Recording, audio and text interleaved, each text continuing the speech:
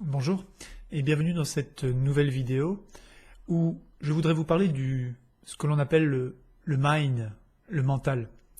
Et avec cette question, faut-il détruire le mental? Alors, dans la tradition de l'Inde, dans la tradition du yoga, plus précisément de l'Adhyatma Yoga d'ailleurs, ce que l'on appelle manas, on va le traduire en anglais par mind ou en français par mental. Mais cette traduction française de mental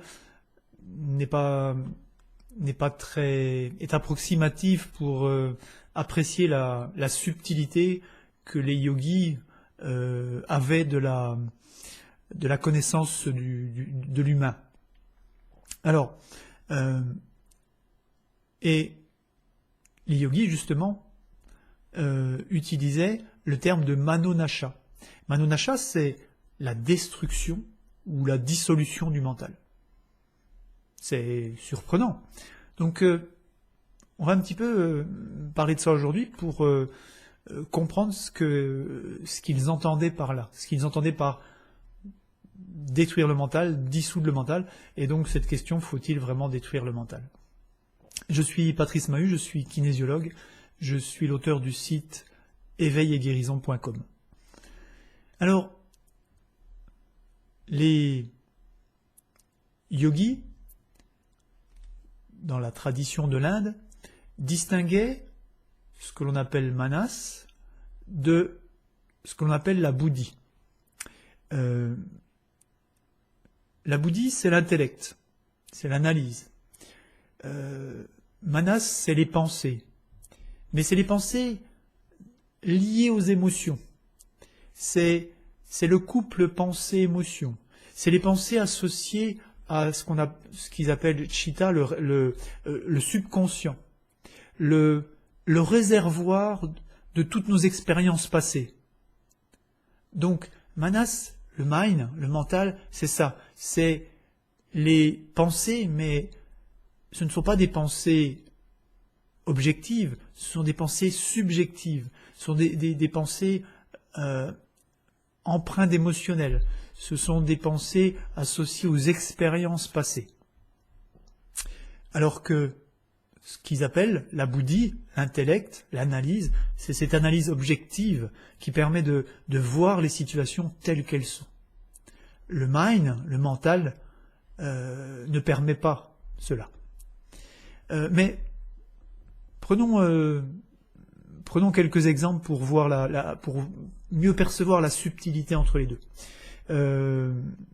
Imaginez, je suis en couple, je suis à une soirée en couple avec ma partenaire et je vois ma partenaire faire un joli sourire à un autre homme. Si vous êtes bien émotionnellement, plusieurs cas de figure. Si vous êtes bien, émotionnellement parlant, vous êtes bien, vous êtes en paix, vous êtes épanoui, vous allez peut-être vous dire, ma femme est heureuse, ma femme est heureuse avec moi, tout va bien, elle est souriante, détendue. Si vous êtes, par contre, inquiet, anxieux, jaloux, inquiet pour le futur, en insécurité, si vous êtes dans ces émotions-là, le mind, le mental, va pas vous raconter la même chose. Et vous n'allez pas percevoir la même chose. Vous allez peut-être percevoir, ma femme a de l'attirance pour cet homme. C'est pas la même chose. Ça va pas entraîner les mêmes conséquences, vous imaginez bien. Et prenons un autre cas de figure. Vous êtes plutôt sous l'emprise d'émotions comme la tristesse, comme la déprime. Le mental, à ce moment-là, va vous raconter encore un autre scénario. Et il va certainement vous comparer. Et vous allez peut-être vous dire, cet homme-là, il est mieux que moi, il est plus beau que moi, il est plus fort que moi, il est plus intelligent que moi. Vous allez être dans des pensées de dévalorisation. Qui a raison? On ne sait pas. Mais vous voyez la différence, et cette différence, c'est juste ce mind, ce mental, qui est capable de nous entraîner dans une voie ou dans l'autre, selon l'état émotionnel du moment, selon notre centrage du moment, ou notre absence de centrage du moment, selon ce que l'on a vécu dans la journée. Voilà. Mais voyons un petit peu les caractéristiques de ce mind, de ce mental, pour peut-être comprendre mieux s'il faut vraiment le détruire, le laisser se dissoudre, ou au contraire l'entretenir. Ce mental, il divise ce que nous vivons en agréable, désagréable. Ce mental, il n'est pas objectif comme l'est l'intellect, la bouddhi, il va diviser. En permanence, il va diviser, ça c'est agréable, ça c'est désagréable. Et rapidement, il va diviser en ça c'est bien, ça c'est pas bien. Ça c'est bien pour moi, ça c'est pas bien pour moi. Et puis finalement, ça c'est bien, ça c'est pas bien. De manière générale, il va généraliser. Ce mental, il va sans cesse comparer. Il va sans cesse réagir. Il est conditionné par notre passé, on l'a vu. Il est conditionné par notre histoire personnelle. Donc il est conditionné par les blessures que l'on a eues. Il est toujours agité. Hein, on l'assimile au singe, un petit singe, comme il y en avait en Inde, toujours en mouvement. Ce mental, il est non libre. S'il est conditionné, ça veut dire que nous ne sommes pas libres. Contrairement à ce que nous racontons souvent, ça veut dire qu'un événement, pour reprendre l'exemple que j'ai pris tout à l'heure, ce sourire que je perçois chez ma compagne est capable de venir taper une émotion particulière dans mon subconscient, dans mon réservoir, et selon cette histoire, selon ce réservoir, selon ce que je porte en moi, il va venir réveiller toute une chaîne émotionnelle de déprime, de dévalorisation, au contraire d'inquiétude, d'insécurité.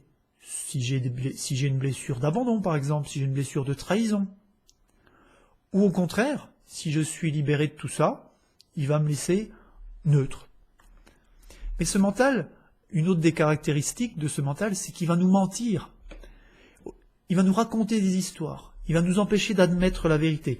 Nous n'allons pas nous dire, je suis... nous n'allons même pas admettre pour nous, je suis jaloux, je ressens de la colère, ou même, je ressens de l'insécurité, là, j'ai de l'appréhension, j'ai de l'insécurité. Non, on va justifier notre comportement en trouvant pas normal que, mais sans admettre ce que l'on ressent.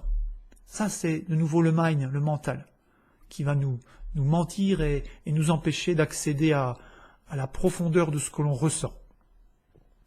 Ce mental, il nous emmène en permanence, selon ce que nous vivons. On vient de voir un exemple.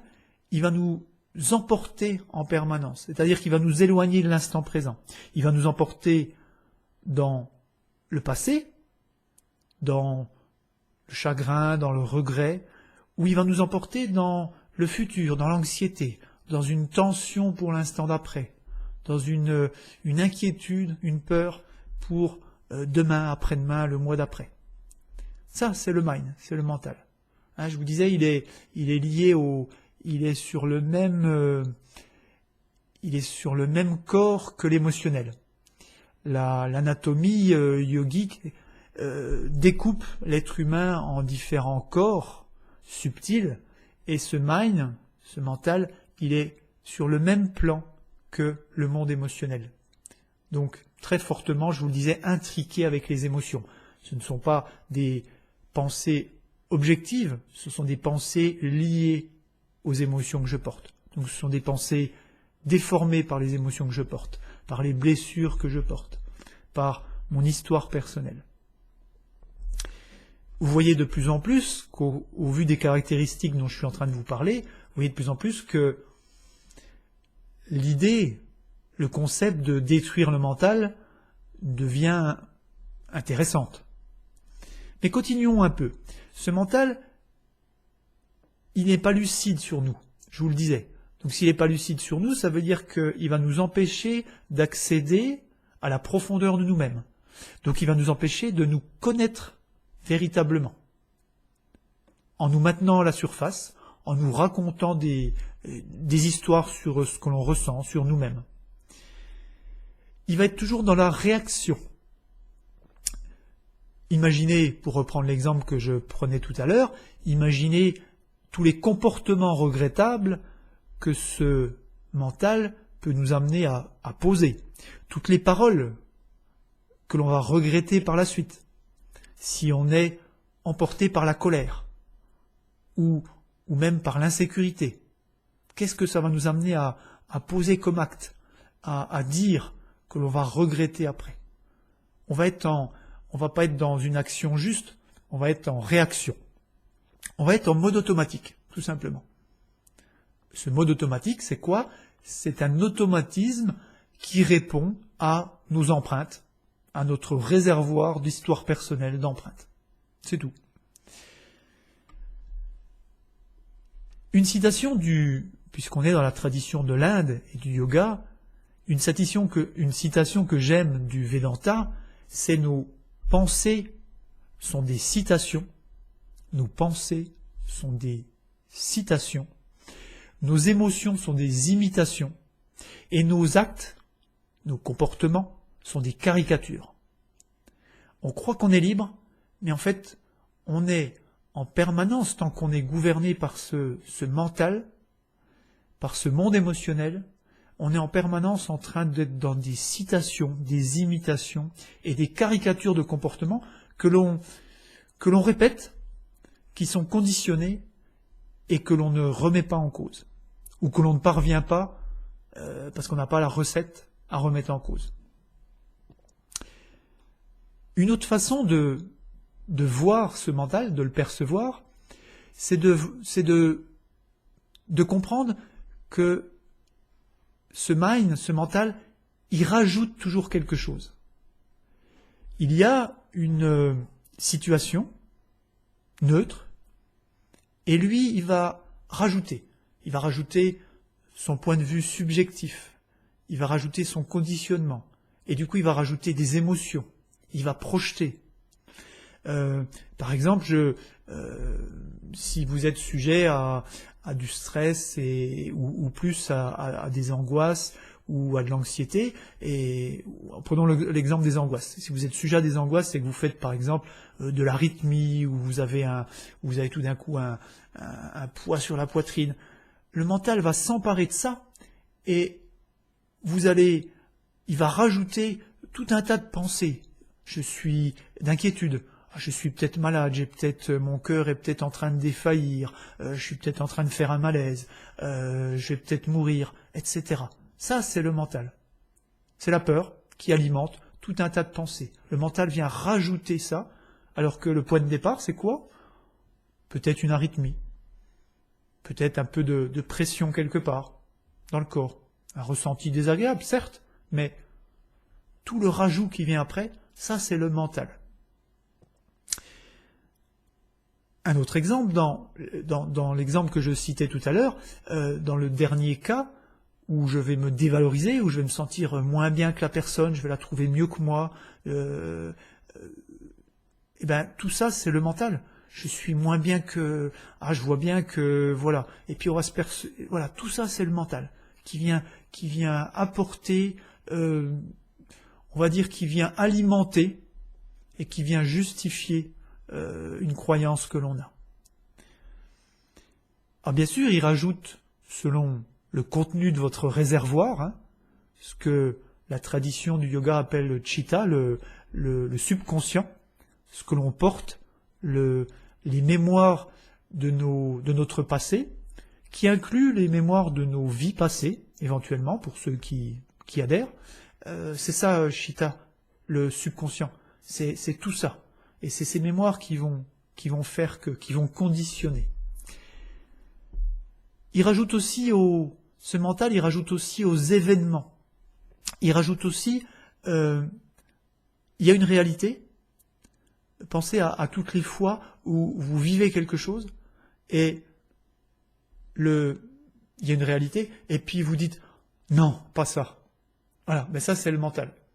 Il y a une réalité, il vous arrive une mauvaise nouvelle ou quelque chose qui n'a pas votre préférence, et puis non, le refus comme s'il y avait quelque chose en nous qui pouvait, en refusant, qui pouvait influer sur cette réalité qui est déjà là. L'événement est déjà arrivé. Et en nous, il y a un refus qui monte, il y a un non qui monte, il y a un mouvement de protestation, comme si on voulait négocier la réalité.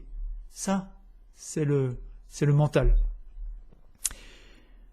Le mental on conçoit même pas, il nous empêche de concevoir, on va dire, que l'on puisse fonctionner autrement.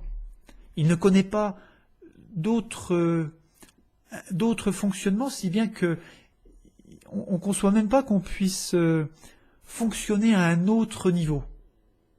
Un autre niveau qui serait au-delà de ce plan mental, émotionnel, au-delà de ce mind, et de vivre les événements de la vie de façon de plus en plus neutre, de façon de plus en plus centrée, non emportée, sans faire le yo-yo émotionnel, avec oh ça c'est bien, et puis je suis plein de joie, et puis l'instant d'après oh ça non, et puis je tombe dans la tristesse, sans faire ce yo-yo là. Ça c'est le mental.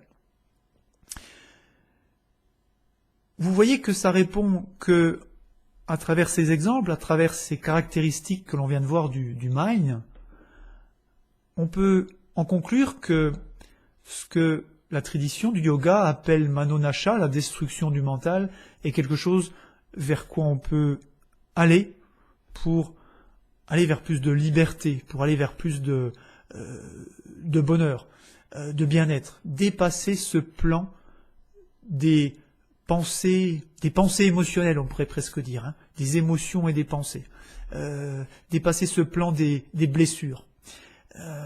Et voilà. Et si vous voulez avancer sur ce chemin de dépassement de ce plan émotionnel, mental, et aller au-delà, vous installer dans quelque chose qui est plus stable, qui est plus en paix, qui est plus au niveau du cœur cette fois, qui est moins perturbé, qui est capable de vivre les choses beaucoup plus sereinement, eh bien, je vous invite à cliquer sur le lien ci-dessous. Vous avez 2 programmes qui peuvent vous aider sur ce chemin.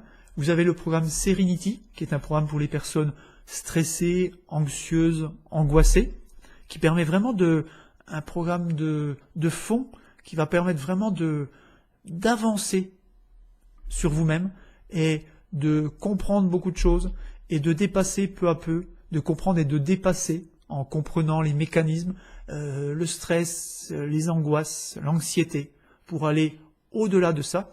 Et on y aborde aussi la dimension spirituelle. Donc c'est un véritable chemin psycho-spirituel que vous propose le programme Serenity. Et puis, mon programme de libération émotionnelle, Prolib, qui est un peu son complément, qui est un outil de libération émotionnelle que vous pouvez utiliser ponctuellement à chaque fois qu'il y a une émotion qui vous submerge. Donc Prolib, c'est l'outil que vous pouvez utiliser en permanence, et Serenity, c'est vraiment le programme de fond que tout le monde devrait faire pour avancer et pour un véritable chemin on va dire vers le bonheur, vers l'au-delà de ce plan agité, de ce plan, de ce mind. Voilà ce que je voulais vous dire sur la destruction du mental. Oui, ce terme est pertinent, et je vous invite et je vous encourage sur ce chemin d'une façon ou d'une autre. Et je vous dis à très bientôt pour une autre vidéo.